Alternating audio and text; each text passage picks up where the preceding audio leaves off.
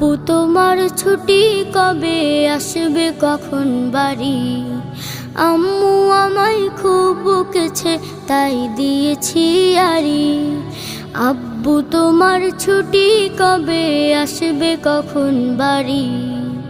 আম্মু আমায় খুব বকেছে তাই দিয়েছি আড়ি।